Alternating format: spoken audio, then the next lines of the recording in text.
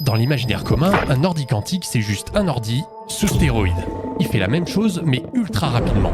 Sauf que non, c'est beaucoup plus impressionnant que ça. Imagine une liste de nombres dans laquelle on veut trouver un élément précis. Un ordi classique va devoir parcourir chaque élément de la liste et vérifier s'il est bien celui qu'on recherche. Dans le pire des cas, l'élément à trouver est le dernier de la liste. S'il y a n éléments dans notre liste, notre ordinateur le trouvera après n étapes. L'ordinateur quantique, lui, dans la même situation, le trouvera après racine de n étapes. Il n'a pas à parcourir tous les éléments de la liste. Il n'y a pas de boucle for. Mais comment c'est possible? Comment tu codes ça? Comment savoir où est un élément sans regarder tous les éléments? C'est magique?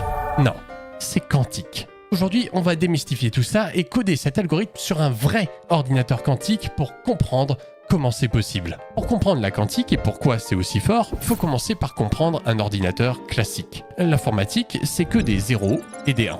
Les bits. En informatique classique, on utilise l'électricité pour les créer. Il y a du courant, ça fait 1, il n'y a pas de courant, ça fait 0. Et l'élément électronique qui laisse ou pas passer le courant, c'est le transistor. Ces bits, on peut les utiliser pour représenter des nombres avec le binaire. Nombres qu'on utilise pour représenter tout ce qu'on veut. Des lettres, une position, une couleur en exprimant un certain pourcentage de rouge, de vert ou de bleu. On peut ensuite faire des opérations sur ces bits. Les additionner, les multiplier, les comparer. Ça se fait à l'aide de portes logiques qui sont encore une fois constituées de transistors. Par exemple, si tu veux vérifier que deux conditions sont correctes pour continuer, il te faut deux transistors placés ainsi. Si une seule condition est fausse, le courant ne passe pas. Ces portes logiques permettent de créer, comme leur nom l'indique, la logique derrière les programmes informatiques que tu utilises au quotidien. Évidemment, quand on code, tout ça ne se voit pas, et c'est notamment grâce au compilateur. Tu peux le voir, dans un ordi classique, tout tourne autour du courant électrique et du transistor. Plus on en a, plus on a de bits, plus on peut faire d'opérations, plus ton ordi sera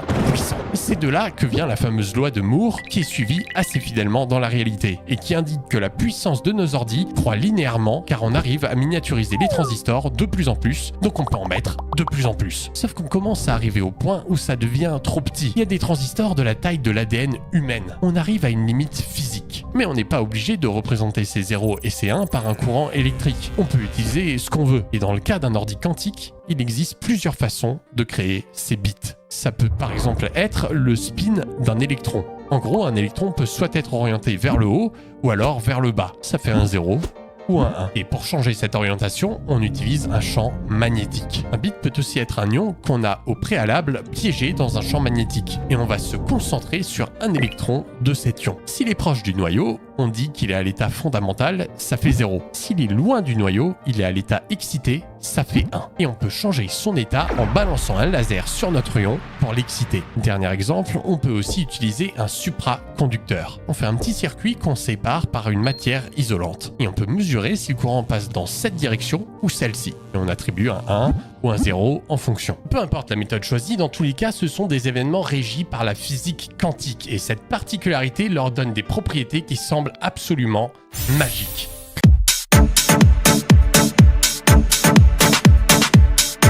Ok, revenons à notre ordi quantique. Je disais qu'on utilisait des événements régis par la physique quantique pour créer nos bits. C'est d'ailleurs pour ça qu'on les appelle les qubits, pour quantique. Et la physique quantique fait qu'ils ont des particularités incroyables. Numéro 1, la superposition. Et grâce à ça, les qubits peuvent avoir plusieurs états en même temps. C'est-à-dire que c'est pas un 1 ou un 0, c'est les deux en même temps. T'as sûrement déjà entendu parler du chat de Schrödinger, bah c'est la même chose. Notre qubit aura les deux valeurs en même temps jusqu'au moment où on fait une mesure. Quand tu fais la mesure, il sera soit un 1, soit un 0. Il devra choisir. Mais tant que tu fais pas la mesure, c'est les deux en même temps. Et c'est pas juste le fait qu'on ne sache pas comme on n'a pas regardé. C'est vraiment les deux en même temps. Et ça, c'est très utile. Parce qu'avec des bits classiques, on peut représenter plusieurs états, mais on est obligé de les créer un à un et de les regarder un à un. Avec des qubits, on a tous ces états en même temps. Et on peut les regarder d'un coup. Plus précisément, n qubits peuvent représenter 2 puissance n états simultanément. Propriété quantique numéro 2, l'interférence. Je te disais qu'un qubit c'est à la fois un 1 et un 0 en même temps, jusqu'au moment de faire la mesure. Et il y a une certaine probabilité que ça devienne un 1 ou un 0. Ça peut être 50-50, 20-80, bref, on peut influencer ce pourcentage. Par exemple, dans le cas des ions dont je te parlais plus tôt, en balançant un laser dessus, on peut augmenter une des deux probabilités. Et c'est comme ça qu'on fait des opérations en quantique. On manipule les probabilités. Dernière propriété, l'intrication. C'est le fait qu'un groupe de qubits peuvent être liés. C'est-à-dire que si on fait une action sur un qubit, ça va aussi avoir un effet sur les autres qubits du groupe. En informatique classique, impossible de modifier un bit en touchant à un autre. En quantique, c'est tout à fait possible et ça permet donc de faire des opérations sur plusieurs qubits d'un coup. Donc les calculs vont plus vite. Alors ok, tout ça c'est bien joli, mais comment est-ce qu'on fait? En quoi c'est si puissant que ça? Reprenons notre exemple du début. Une liste dans laquelle on recherche un élément précis. Notre liste serait représentée ainsi en informatique classique, avec plusieurs groupes de bits qui représentent chaque élément. En quantique, tous ces éléments sont fusionnés en un seul groupe de qubits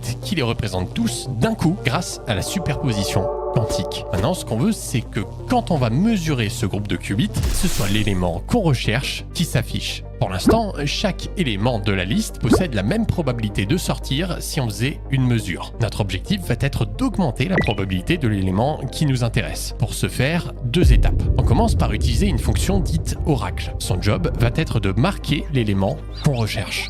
Étant donné qu'on sait ce qu'on veut, on crée une sorte de filtre dans lequel on va envoyer nos qubits en superposition et duquel seul l'élément recherché ressortira et on pourra alors le marquer. Après avoir fait ça, on a toujours les mêmes probabilités de mesure pour chaque élément, mais on sait maintenant quelle probabilité il nous faut augmenter. Donc c'est ce qu'on va faire dans une étape de diffusion. Et après l'avoir fait une fois, tu vois que la probabilité est pas encore assez élevée. Donc il va falloir répéter ce processus racine de n fois pour que notre probabilité soit optimale. Et une fois que c'est fait, on va pouvoir mesurer nos qubits et la plupart du temps, on obtiendra la bonne réponse. Ok, il est temps de lancer cet algorithme dit de Grover sur un vrai ordinateur quantique. Alors un ordi quantique, il n'y a pas d'écran, il n'y a pas d'interface, et c'est pas avec ça que tu vas faire tourner un jeu vidéo. Non, ça fait que des calculs, rien d'autre. Donc tu écris ton code sur un ordi classique, puis tu le balances sur l'ordi quantique et tu récupères les résultats. Ah ouais, mais tu le trouves où ton ordi quantique? Il y a IBM et Microsoft qui te donnent accès à leurs ordis quantiques via leur plateforme en ligne. Et le résultat qu'on obtient pour une recherche dans une liste,